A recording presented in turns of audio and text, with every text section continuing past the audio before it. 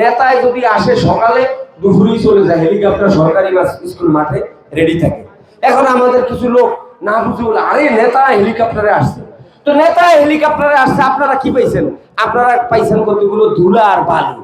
উনি পাখা দিয়া ধুলা বালু উড়িয়ে দিয়ে গেছে, আপনারা কিছু পান না। এই ভুল করবেন না। আমি দ্বীপ জেলা ভোলার সন্তান, আমার বাসা সদর রোডে।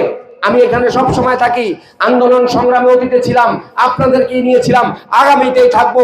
আমি যদি আপনারা ভোট দেন, নির্বাচিত হই, আল্লাহ যদি কবুল করেন, আমি দ্বীপ জেলা ভোলায় গ্যাস ভিত্তিক শিল্পাঞ্চল করবো, ভোলা বরিশাল সেতু করবো।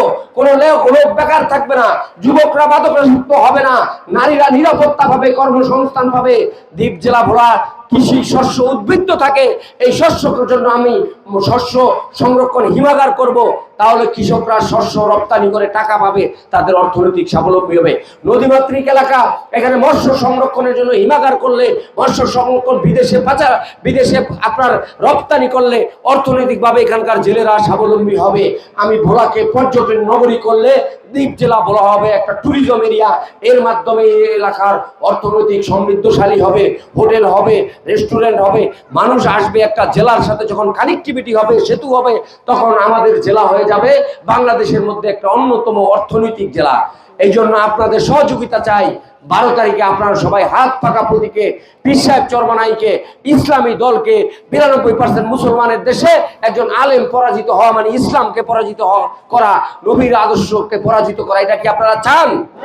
তাহলে আপনারা যে যেখানে আছেন প্রত্যেকে 50-100 ভোট, মা বোন সবাইকে বলবেন যে আমরা একবার ইসলামী দলকে ভোট দিয়ে আমরা পরীক্ষা করি।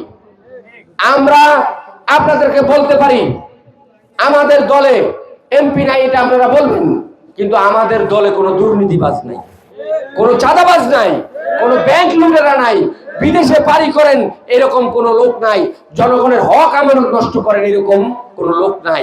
আমরা এমপি মন্ত্রী হইতে পারতাম যদি বিভিন্ন দল জোট করতে যাইতাম। আমরা এগুলো চাই নাই। অনেকে অনেক কথা বলেন, আমরা 14-18 সংসদ নির্বাচনে অংশগ্রহণ করি নাই, 14-24-এর 18টাই করেছিলাম। আমাদের ইউনিয়ন স্থানীয় নির্বাচন সবাই অংশগ্রহণ করেছে। স্থানীয় নির্বাচনের মাধ্যমে সরকার পরিবর্তন হয় না। সুতরাং আপনাদেরকে বুঝতে হবে, আমরা নির্বাচনমুখী মাঠে।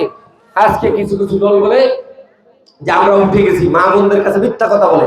শোনেন, আমরা উঠলে আমরা এই নির্বাচন এগুলো করি, এগুলো আপনাদের সাথে তামাশা করি। আপনারা দেখেন না, আজকে ইসলামী আন্দোলন হাত পাকার গণজোয়ার উঠেছে ভোলায়।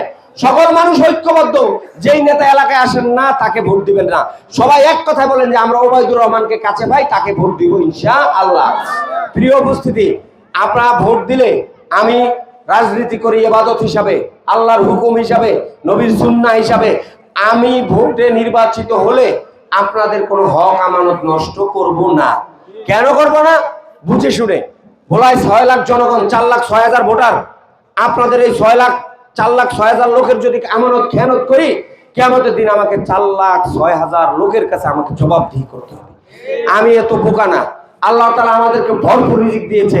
আমরা চাই যে এদেশের জনগণের অধিকার, ন্যায্য আমানত, জনগণের বঞ্চিত শোষিত মানুষের কাছে আপনাদের হক আমানত আপনাদের কাছে পৌঁছে দিতে। আপনারা একবার বুঝেন, একবার দেখেন, আমাদেরকে বিজয়ী করে। আমরা যদি ব্যর্থ হই আপনাদের কাছে আসবো না। আর যদি আমরা ভালো শাসন করি আপনারাই আমাদের কাছে যাবেন। এই যে নির্বাচন আসছে, আমরা কোনো টাকা পয়সা খরচ করবো না। কেন? আমাদের টাকা পয়সা খরচও করা লাগে না, আর আমাদের অন্যের হক মারারও কোনো চিন্তা নেই। এখন ভোট আসছে, অনেকেই 200-500 টাকা দিয়ে ভোট কিনতে চিন্তা করবেন।